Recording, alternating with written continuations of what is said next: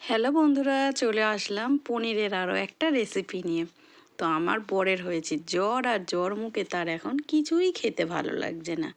তাই একটু আর কি নিত্য নতুন রান্না করে করে তাকে দিতে হচ্ছে। তো আমি বললাম, দাঁড়াও, আমি আছি, করে দিচ্ছি তোমাকে মুখের স্বাদের খাবারগুলো।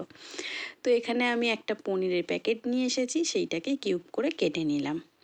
নিয়ে আমি ওর মধ্যে দিয়ে দিচ্ছি কাঁচা লঙ্কা, আদা, রসুনের পেস্ট, আর সাথে দিয়ে দেব একটু টক দই।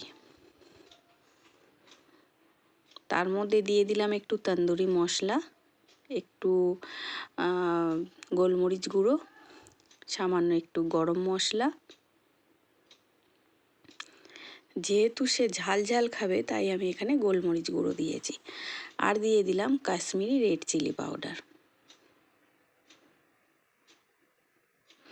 দিয়ে দিলাম স্বাদ অনুযায়ী লবণ আর কাসুরি মেথি।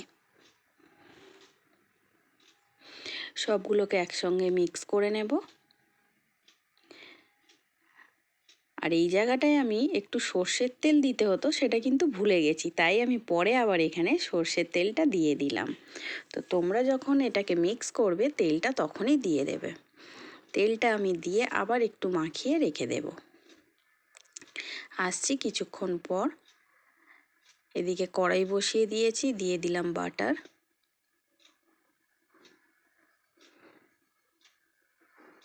তার মধ্যে দিয়ে দিলাম ম্যারিনেশন করা পনিরটা।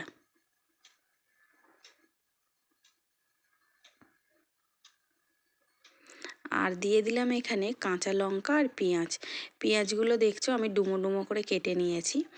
আর এর মধ্যে আরও একটা জিনিস অ্যাড করা যেত যদি ক্যাপসিকাম থাকতো, তো আমার কাছে ছিল না তাই আমি দিইনি।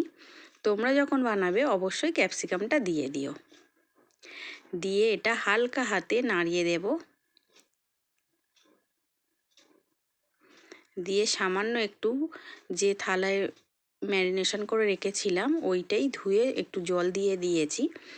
দিয়ে এখানে হতে দেব গ্যাসটা আস্তে রেখে। ওপর থেকে দিয়ে দিচ্ছি ফ্রেশ ক্রিম। 5 মিনিটে রান্না হয়ে যাবে। আর দিয়ে দিলাম বাটার। একেবারে রেডি হয়ে গেল। তো এই পনিরটার কি নাম দেওয়া যায় বন্ধুরা, তোমরাই বলো তো। হয়ে গেছে পনিরের রেসিপি। জ্বর মুখে বরের জন্য তৈরি করে দিলাম। 5 মিনিটে রান্না হয়ে গেল। চলো তোমরা এবার ঝটপট এটা বানিয়ে টেস্ট করে বলো তো দেখি কেমন হয়েছে। আর এখানে আমি বরমশাইকেও একটু দিয়ে দিলাম টেস্ট করার জন্য।